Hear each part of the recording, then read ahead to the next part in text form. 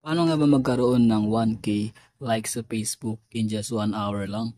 Possible ba yun? So tara, let's see and stay tuned and watch the full video.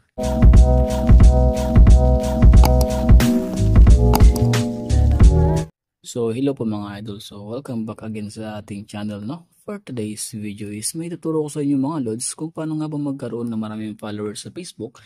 Okay, sa mabilisang paraan lang. Especially kasi ngayon mga idol is uso na po ang paggawa ng mga content like mga small creators.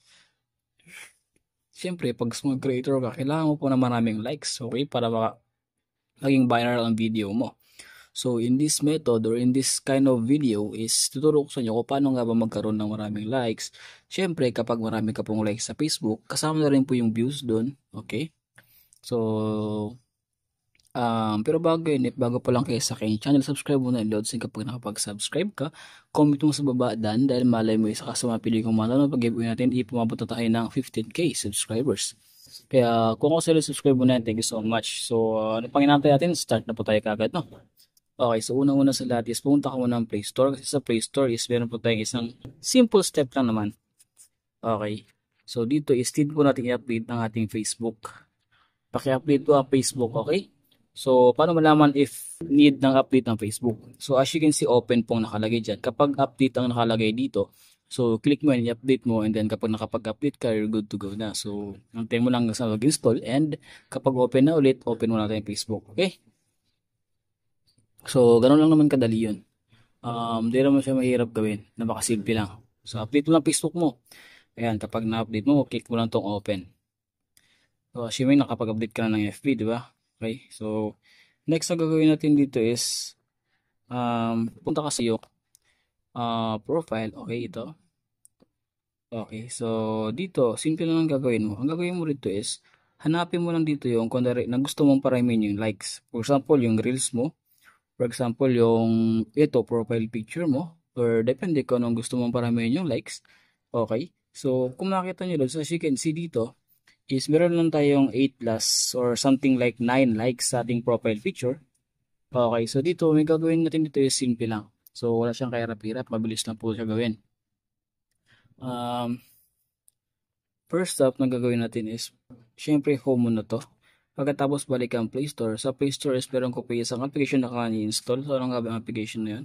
So, ang application po is itong DJ Liker. Ayan.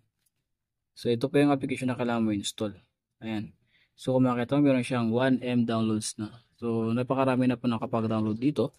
So, kasi palagi po siya ginagamit or legit po siya. Especially po sa mga pagiging magkaroon ng madami like sa Facebook, ayun mga ganun. So, malaking tulong talaga itong application na to. As you can see, early access pa lang yan siya. Kumbaga, bagong-bago pa lang ito nalagay sa Play Store. Na walang kahirap-hirap, diba? Bilis-bilis lang. So, ngayon dito, ang next na gagawin natin is click mo lang itong open kapag na-install mo na yan. And then dito is, kailangan mo po mag-login lang naman. Okay. So, kapag nakapag-login ka, you're good to go na. So, next na gagawin lang natin dito is, wait lang. And then, click mo itong exchange reactions. Ayan. So, kapag nakapag-login ka, kung makita mo ito, may paste link nakalagay dito. So, punta ka po sa Facebook mo ulit. Okay, so Facebook natin. And then, i-click mo po to, tapos i-copy po yung link, click mo yung share. And meron po yung nakalagay na copy link. Ito, copy mo lang po yan. At tapos, paste mo po yung link dito. Okay. Katapos, i-make sure lang po na hindi ka robot. And then, pili ka po ng gusto mong reaction. So, in this case, gusto ko ng haha, submit lang yan. And then, wait po lang for a while. And then, siya na po magpa-process doon. And then, so, pagkatapos yan is, magkakaroon ka na po ng mga likes sa iyong profile.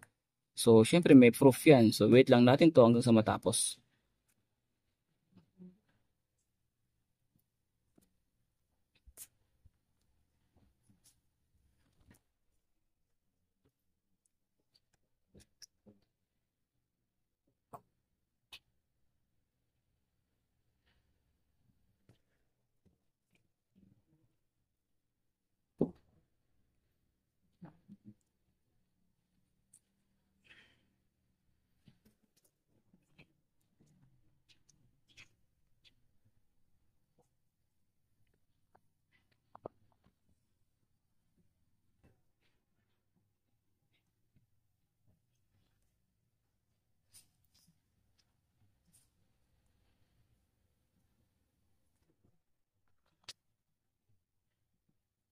Ayan, so as you can see, nakaputi pa rin siya. Kapag ayan, medyo lumabas na 1 minute, ganito pa rin, home mo na, and then pumunta ka sa Facebook, restart mo yung Facebook mo, click ko yung Facebook ko ulit.